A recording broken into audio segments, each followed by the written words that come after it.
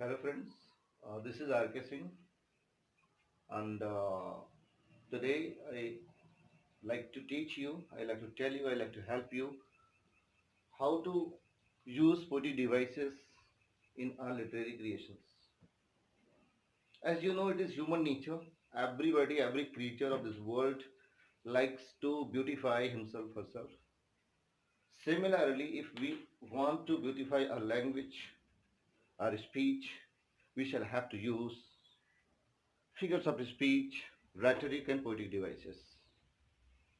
Mostly this term is known as figures of speech and poetic devices. But sometimes even it is asked in board examination what rhetoric has been used in particular line. So let us start now. What are the poetic devices? What are the figures of speech? Actually, there are so many various poetic devices we have to discuss that are generally asked in board examinations. But today I'm going to define, I'm going to illustrate some poetic devices. Some of them are simile, metaphor, personification, apostrophe. This is apostrophe, and that one is oxymoron, hyperbole, and onomatopoeia.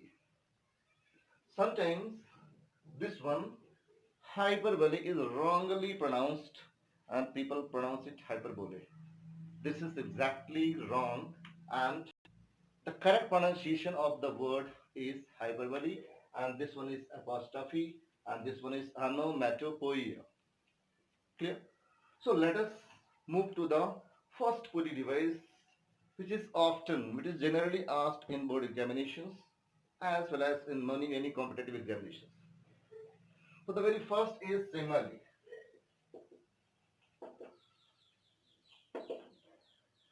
You note it down. What is simile? Simile is a poetic device which is used to compare two different objects, two different things. Here one quality is defined to another. And the words so as like are used. Two different things will be there, but one thing will be common, one quality, one merit will be common there. And the comparison is always made with the help of so as like. These are the words so as like. And we make it with the help of so as like. So what happens? Suppose if it is said, he is like a tiger, he is like a tiger. So here he is quite a human being and tiger is an animal being. These are two different things. One is human being and another is animal being.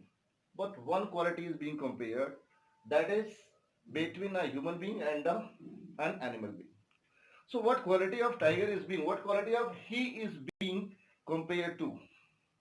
You know, tiger is very brave animal, very fast and very quick animal.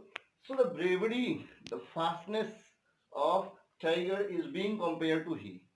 So this is the perfect example of symbol. Let us move to metaphor.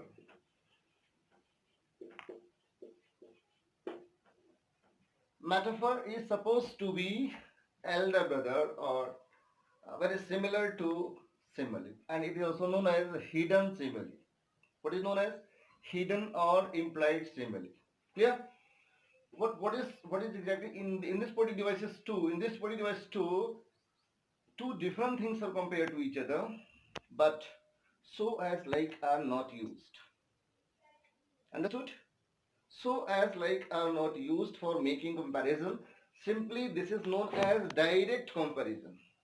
What is this? Is direct comparison means, for example, he is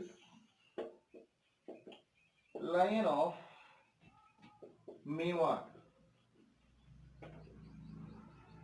He is lion. Here is comparison we are getting between he and lion. So lion is supposed to be a very brave animal. So if there is bravery in he, we simply can say that it is a metaphor. Life is a walking shadow. Another example I would like to tell you. Life is a walking shadow. So what is life? Life is one thing and shadow is another thing. Clear? So life is has here been compared to the shadow, which is transient, which has very short life. So simply we can say here is the perfect example. This is perfect example of metaphor. Clear? So let us move now third body device, and that is known as personification. The word personification comes from person. This is personification.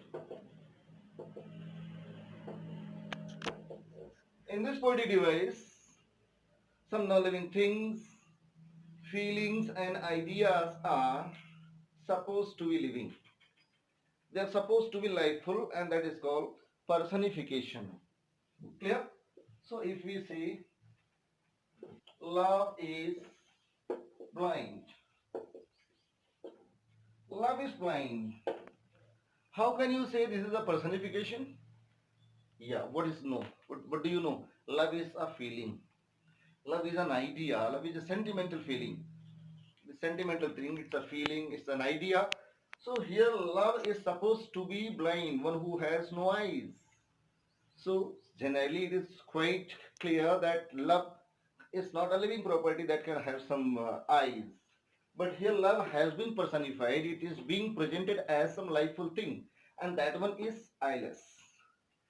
He, she has no sight. So simply this is the personification. Another example, opportunity. Knocks at the door. Opportunity knocks at the door but once. How to identify that there is the perfect example of, this is the perfect exercise of personification. Opportunity means time. So the word opportunity knocks.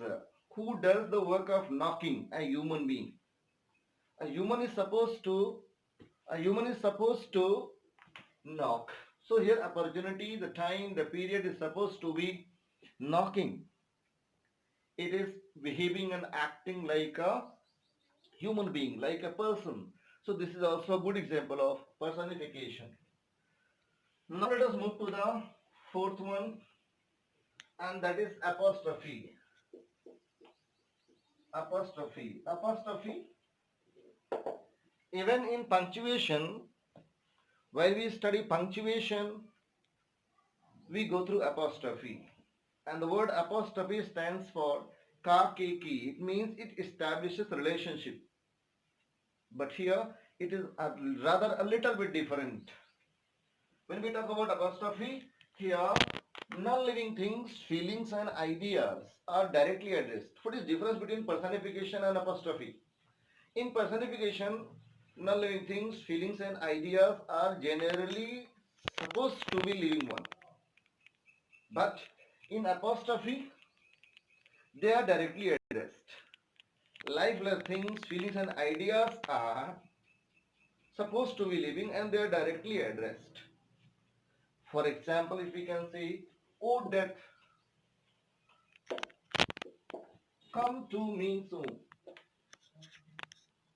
Come to me soon." So here, what is the apostrophe here? Death. Death is an idea. It can't be addressed. It can't be called. It can't be invited. But here, narrate what is the apostrophe here? Death has directly been addressed. Oh death, come to me soon. So when do you call anybody? When somebody is there who can come to you. When a living person may come to you. So here death come to me soon means here the death has been invited directly. Another one is okay. Now rest part of device will be given in next part.